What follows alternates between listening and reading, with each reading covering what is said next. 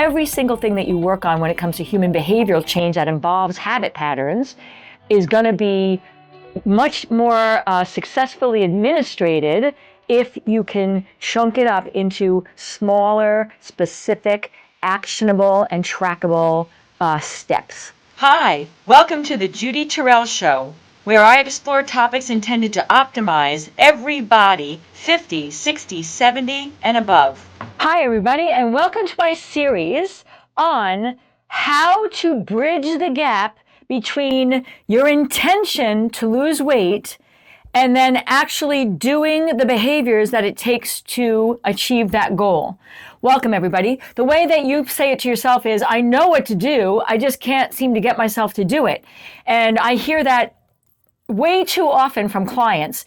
And I am a nationally board certified health coach who is currently in a PhD program for lifestyle medicine. And my PhD interest is in just this very thing, how to help people to more effectively bridge the gap, make the gap between what you want to do and what you actually do, and make that gap collapse so that you're doing the things that you need to do.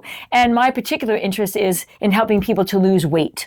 All right, everybody, you're joining me on my series right now, and this is episode number 4 in my series, where I'm presenting 6 of the most common, the biggest factors that create that gap, and then trying to give you some suggestions on what you can do so that that gap is minimal in your own, habit patterns and behaviors, so you can be successful at weight loss or whatever it is you're trying to change, okay? All right, so this episode, one of the biggest, top 6, and this is number 4, that I hear from clients, and that is in the research science and shows as a barrier to actually doing the behaviors, is the knowledge, okay? The knowledge of what needs to be done in order to achieve the behavioral changes, all right? So what this means to you is that an example would be a client comes in and they're like, we worked up a program, and they say to me, I really want to follow a carnivore diet. I've read that that's better for me. I've got, on the borderline of diabetes, and, I want to take that on, and I want to try this as a method to try and lose weight. So here's the intention. I want to lose weight, and I want to lower my A1C, and my intention is to do that. And the behavior that I know that is going to work, or I'm going to try to do, is the carnivore diet, okay?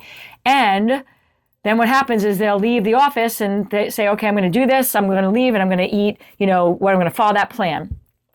And then they fail and they come back and they're like, Judy, I wasn't able to do it. All right, there's the gap. Okay, but what I'm illustrating right here is just saying I'm going to follow the carnivore diet and then trying to take on all the steps of that, thinking that you're going to go right out and immediately be able to change, basically every habit pattern you have to follow what your knowledge now of the behavior that you want to and have to do. That creates, it's almost like biting off too big of a chunk. So it's not because you don't have the willpower. It's not because, you have a death wish. It's not because, of reasons that you might be rationalizing in your head as to why you can't get yourself to do it. But in this example, the gap in the intention and the behavior is a lack of specific knowledge that is actionable enough for you to actually make behavior changes. All right. So a lot of times with clients, and it can go in another direction. So for instance, someone might come in and say, I know I've got to increase my vegetable and fruit consumption.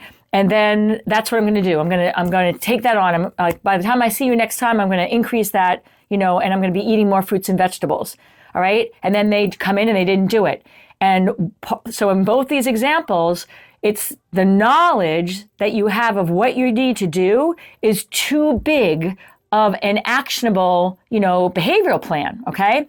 So in these instances and in the behavioral gap, a lot of times it's what you think you need to do or what you've learned that you need to do. It's too big of a behavioral change for you to actually do it, and then you'll blame yourself. So what's the way out of this? All right, have you heard the acronym SMART? SMART. All right, this is in all the psychological research when it comes to habit pattern changing across the board, not just with weight loss, but definitely applies to weight loss. And SMART stands for specific, measurable, actionable, realistic and trackable. Your Second 50.life is my virtual platform that is designed for both men and women over 50 and 60, 70, and 80. And it includes pre-recorded video information on exercise and how to do it, whether you're fit and in good health, or if you have bad knees, bad shoulders, a bad back, whatever. It includes information on how to eat for weight management and how to eat for health management.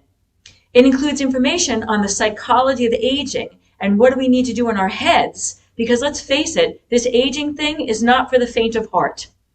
So your Second 50.life is a virtual platform of resources that you can access at your own leisure, but it also includes 2 times a month live video coaching with me, so that you can bring your own individual questions and get individual coaching, as well as have access to all the information on the pre-recorded videos. So please check it out, because we're all in this together and we got this. All right. So to use my second example here as what you need to do to make that gap and actually get yourself to do the behaviors is somebody who wants to eat more fruits and vegetables. What we would do to make that a SMART goal that they can actually go out and then actually behave and do, right, is we would say, okay, let's chunk that up, okay? Let's make it specific. So instead of this broad general, I'm going to eat more fruits and vegetables, we're going to say you're going to eat 3 different colored vegetables every single day, all right? You're going to make a batch of it up on a Sunday in a meal prep, and you're going to have the 3 of them mixed together, and you're going to have half a cup serving at lunch and a cup serving at dinner. All right. So that is the same as saying I'm going to eat more fruits and vegetables. But the difference now between the first version and the second one is it's a SMART goal. Specific, specific. We are saying you're going to have a half a cup and a cup, one at lunch and one at dinner, and then you're going to have a piece of fruit as a snack, okay? That's specific, okay? It's very tangible. It's, you don't have to figure anything out now. It's like you got it, right? Measurable. You can keep a chart and you can say, okay, lunch, half a cup, check. Dinner, cup, check. And now you're checking that and measuring your adherence of that as you go. Accessible. You can go grocery shopping and not have to buy 500 different vegetables and then watch them all go bad and throw them out at the end of the day or the end of the week because you didn't eat them all. You're going to buy 3 of them, and that's going to be the ones you integrate into your meal plan for the week. And then the next time you go, you're going to get 3 different ones. All right. Realistic. It's realistic to be able to do, a half a cup and a fruit in a snack versus, like, I'm just going to eat more fruits and vegetables. What does that even look like? Does it mean it's going to replace, it's going to be the majority of your meals? Like, and how realistic is that for you to be able to even do that? If it's going to, cause you to not have other things that you like, and that you want to include in your plan, just not realistic to say, I'm going to just eat more fruits and vegetables without it being more specific and following this SMART acronym. And then the T is trackable. And we already said measurable and trackable. You can measure a half a cup in a cup and you can track it on that grid. And that gives you a structure that you can follow. It takes the bigger, kind of conceptualization of eat more fruits and vegetables and puts it into behavioral steps that you can follow. And now when we do that and we break the, too general, the knowledge that you have of what to do is too generalized, and we make it into smaller chunks that are SMART goals, again, specific, measurable, accessible, realistic, and trackable. You take the bigger thing that you want to do, and then you chunk it up into that SMART goals. That's one goal right there.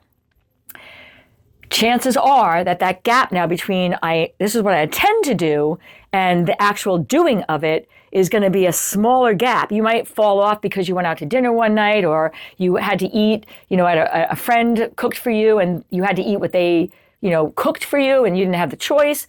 But, barring a couple times a week where that might not be, that you're in a situation where you can't follow it, you're going to be much more successful. That gap, is going to be like this small as opposed to this big, if you haven't made SMART goals as delineating the actual behavior that you're trying to do. All right. That's gold right there, people, because again, I'm in practice for 43 years. I've been helping people to make changes to not just their food and their eating for weight loss, but their exercise. I have a master's degree in psychology, helping people to change, dysfunctional thinking patterns and trying to make them change their thinking in a way that's going to be more in line with how they want to be or goals they want to achieve. Every single thing that you work on when it comes to human behavioral change that involves habit patterns is going to be much more successfully administrated if you can chunk it up into smaller, specific, actionable, and trackable steps. All right. This is a really good one, everybody. So I hope that you've taken some, pearls of wisdom from this. And if you have, please hit like, subscribe. If you'd like to get more opportunities to work with me, down below are some of my digital subscription platform and also how to work with me one-on-one, which I can do, with remote capacities now. You can live anywhere in the world. You don't have to live and have to come into my office. And there's 2 more episodes in the series, so, stay tuned for them. If you hit subscribe, you're going to get notified when they drop. I hope to see you on the next videos. And in the meantime, make every minute count, everybody. And if you'd like to have access to some of my additional resources, I can be found at Facebook, Instagram, YouTube, and on my website, www.judyterrell.com.